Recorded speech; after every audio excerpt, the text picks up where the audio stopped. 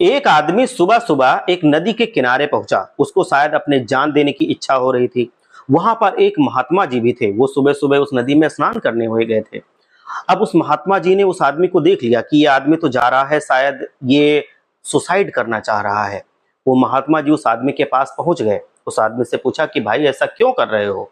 तो उस आदमी ने कहा कि मैं बहुत दुखी हो चुका हूं अपने जीवन में। अब मुझे जीने के लिए कुछ बचा ही नहीं है। हमारे जीवन से सब कुछ खत्म हो गया है। मेरा व्यापार में इतना ज्यादा घाटा हुआ है, इतना ज्यादा नुकसान हुआ है कि मैं उसकी भरपाई स्वयं कर नहीं सकता, और इस वजह से मैं अपनी जान दे रहा हूं। मुझे अब ये सब सहने की ताकत नहीं बची है। मैं अब लोगों को फेस नहीं कर पा रहा हूं। उनके पैसे कैसे मैं दूं ये समझ नहीं पा रहा हूं, इसलिए मैं सुसाइड कर रहा हूं। महात्मा जी ने कहा कि तुम्हारी समस्या का हल है हमारे पास। हम तुमको इतना पैसा देंगे कि तुम सबका कर्जा आसानी से उतार सकोगे।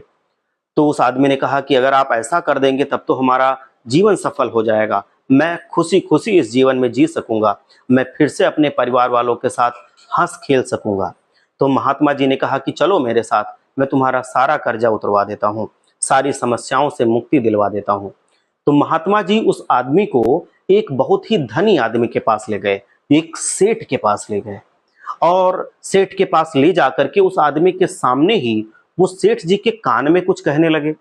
अब सेठ जी उस महात्मा जी से बोले कि मैं इसके लिए 2 लाख रुपए दे दूंगा। ये सुन करके वो जो महात्मा जी थे वो सेठ जी से फिर से कान में कुछ कहने लगे। फिर से जब महात्मा जी ने सेठ जी से कहा तो सेठ जी ने कहा कि अब तो मैं 4 लाख रुपए दे दूंगा। अब इस आदमी को कुछ समझ में नहीं आ रहा था कि यहाँ पे हो क्या रहा है। फिर से इस जो महात्मा जी थे उसने सेठ जी से कुछ कहा कान में जाके। अब सेठ जी ने कहा कि अब तो मैं 20 लाख रुपए दे दूंगा। अब जैसे इस आदमी ने सुना कि 20 लाख रुपए दे देगा तो इस आदमी को रहा नहीं गया। इसने पूछ लिया कि महात्मा जी आप किस चीज की सौदेबाजी कर रहे हो, किस चीज के बारे में इन सेठ जी से बात कर रहे हो, किसके लिए ये 20 लाख रुपए देने के लिए तैयार हो गए? तो महात्मा जी ने कहा कि हम सेठ जी से आपके जो अंग हैं उनको बेचने की बात कर रहा हूं। जब मैंने पहली आंख बेचने की बात की थी तो 2 लाख रुपए मिल रहे थे। हमने कहा दोनों आंख ले लो, तो उन्होंने कहा कि 4 लाख रुपए दे दूंगा। मैंने कहा कि अब किडनियां भी ले लो, तो उन्होंने कहा कि अब मैं टोटल 20 लाख रुपए दे दूंगा। ऐसे ऐसे हम आपके सारे अंग बिकवा देंगे, और देखना बिकते बिकते ये कम से कम करोड़ों में जाएगा। मतलब ये कम से कम 90 लाख 1 करोड़ तो हो ही जाएगा। ये सुनकर के उस आदमी ने कहा कि नहीं, मैं अपने अंग नहीं बेचूंगा। तो महात्मा जी ने उससे कहा कि अभी तो तुम पूरी तरह से मरने ही जा रहे थे, तो मरने के बाद क्या तुम्हारे अंग रह जाते? वो तो वैसे ही नष्ट हो जाते। अब भला उनकी कीमत मिल जाएगी, कीमत मिलके और फिर तुम मर जाना। मतलब वैसे ही मरना ही है तुम्हें, वैसे भी मर जाओगे, अंग सारे बेच के मरना ही है, तो क्यों ना इतनी कीमत लेके मर जाओ। भाई पैसा आ जाएगा, तुम्हारे बीवी बच्चों के पास चला जाएगा, तुम्हारा कर्जा चुक जाएगा, सब कुछ हो जाएगा। बस तुम्हारे अंग वैसे ही मर रहे हैं तो अब उनका पैसा भी मिल जाएगा। तो उस आदमी ने कहा कि नहीं, हम अपने अंग नहीं बेचेंगे।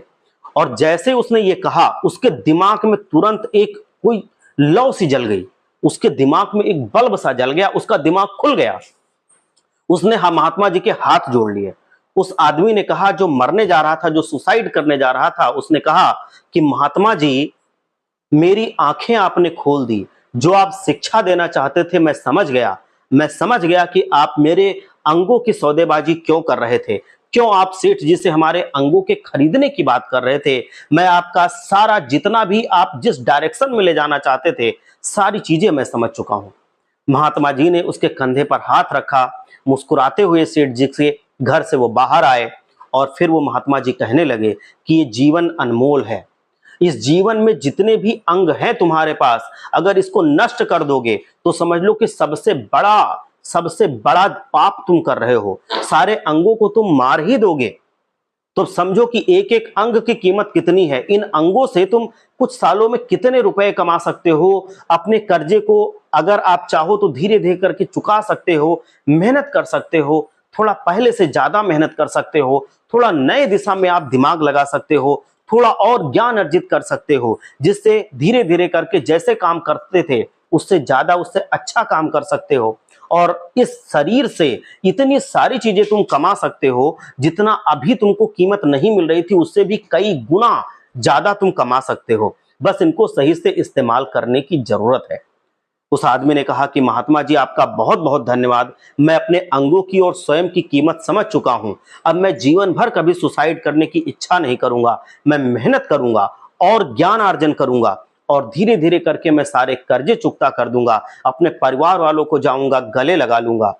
तो इसीलिए कहते हैं कि जीवन बड़ा अनमोल है और कहीं कितनी भी मुसीबत हो, जरूर एक आशा की किरण होती है। आप अपने आसपास देखिए, आप ठंडे दिमाग से, आप सच्चे मन से, आप स्थिर मन से सोचिए, आपको जरूर कोई ना कोई आशा की किरण नजर आएगी। बस उसी किरण के सहारे चलते जाइए, एक दिन सूरज की रोशनी भी मिलेगी। बहुत बहुत धन्यवाद। मिलते हैं अगली कहानी में।